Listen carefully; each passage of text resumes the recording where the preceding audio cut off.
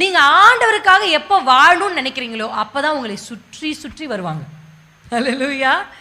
அப்பதான் பாவம் உங்களை சுற்றி வரும். அப்பதான் சில விஷயங்கள் உங்களை ஈர்க்கிற மாதிரி சில விஷயங்கள் உங்களை சுற்றி வரும். அப்படி ஏன் லைஃப்ல வரும் பொழுதெல்லாம் நான் அதை ரொம்ப ஈஸியா மேற்கொண்டேன். ஆமேன். அதான் சொல்லுவாங்க, நோ சொல்றதுக்கு ஒரு தைரியம் வேணும். ஆமேன்.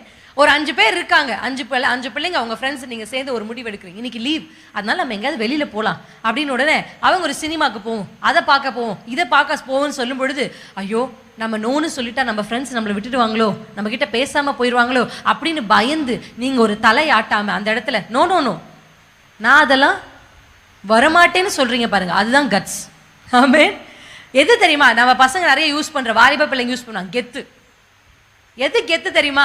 எல்லாரும் பண்றதெல்லாம் கெத்து இல்லைங்க, யாரும் பண்ணாததை பண்றதுதான் கெத்து. இந்த உலகம் முழுசும் செய்யறத நானும் கூட போய் செஞ்சு, உலகம் போட்டுக்கிறது போல, உலகம் உடுத்தி கொள்கிறது போல, உலகம் பேசுகிறது போல, உலகம் யூஸ் பண்ற ஸ்டேட்டஸ், உலகம் பேசுற அந்த வேர்ட்ஸ், இதெல்லாம் பேசுறது போல நான் பேசுறது கெத்து இல்லைங்க.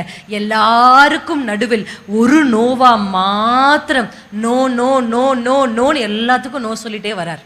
அல்லேலூயா. கர்த்தர் பார்த்தார், இவனை போல இந்த பூமியில ஒருத்தனும் இல்லை, so I am taking him in my hand. அல்லேலூயா. அவனை கர்த்தர் கைகளில் நோவாவை எடுத்த உடனே கர்த்தருடைய வேதம் சொல்லுகிறது, நோவாவின் மூலமாக ஒரு பெரிய ஆசீர்வாதம் கர்த்தருக்கு. ஆமென். இன்றைக்கும் கர்த்தர் உங்க வாழ்க்கையில ஒரு அற்புதத்தை செய்ய போகிறார். எப்போ தெரியுமா? நீங்க எப்போ இந்த உலகத்திற்கு நோ சொல்ல ஆரம்பிக்கிறீங்க.